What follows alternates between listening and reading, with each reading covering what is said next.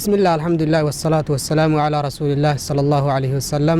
أبوليان كينيا أبوليتي تينيا وندك السنو بقرب بقيا راتن سن إيجي سن جتشا سلامتا إسلاما السلام عليكم ورحمة الله وبركاته ديرا في دبرتي اللين تكا قدا وندك السنو لمي كينيا حواس أورمو بقرب سن جراتي سن جتشا قيا ردا والناس رفيف بيسي ستوكو تجرا ما شاء الله أبوليس كينيا شقا باديادا albama walaloo hibboo deebii dhabee kan jedhu nuuf qopheessee wantoota hedduu as keessatti of keessaa qaba. Walaloolee hedduu waan akkaan namatti toltu of keessaa qaba.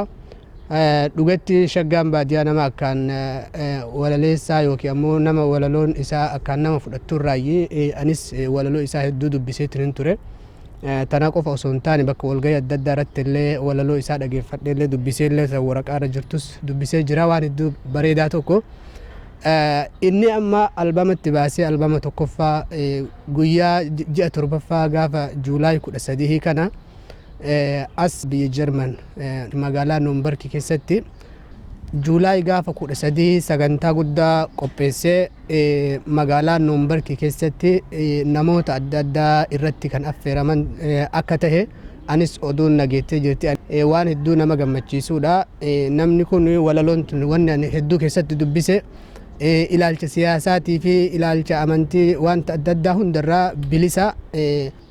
Albamni kun namoota hokbarroo afaan Oromoo qajeelatti dandeettii isaa irraa qabaniin kan gulaalamee qophaa'eedha. Namoota sanniin keessaa akkuma asirratti barreeffamee jiru Luuba Taskaraa Hirphootii fi akkasuma Dajanee Kumsaa, barsiiftuu Makiyyaa Abdullaahiitii fi barsiisaa Oliyaad Nugusee fa'aan qophaa'ee namoota hedduutu asirra jira.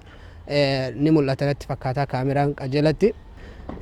Ilaalcha as keessatti dubbaman hundinuu gorsaa fi wantoota mul'ata hedduu waan as keessatti argee waan dubbiseef hawaasni keenya hundi keessaniyyuu namoota ol dhufaa jiran namoota namni kun nama deeggarsas barbaadu hamilees nama barbaadu ijoollee reef lafaa dhufaa jirtu nama kana deeggaruun nama ofii guddisuun of guddisuudha.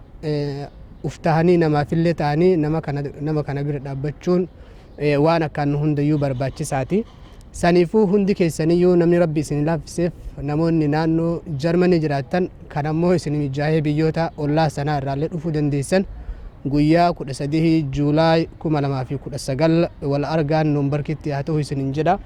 Akkasuma albamni kun ammaaf albama malee yeroo xiqqoo booda akkuma kun eebbifamee geeffameen booda irratti gara kitaabaatitti jijjiiramuun waan danda'amuuf deemuuf saniifuu guyyaa sanis abbootii amantii tahee hayyoota Oromoo namoota biyya adda addaa irraa waan dhufaniif nabiyyuu hin hafinaa affeerraan ta nama hundaatti xiqqaa guddaa dhiiraaf dubartii nama hunda osoo hin jenne nama afaan Oromoo dubbatu hundinuu affeeramtanii jirtanii galatoomaa. Wassalaamu alaikum warahmatullahi wabarakaatuh.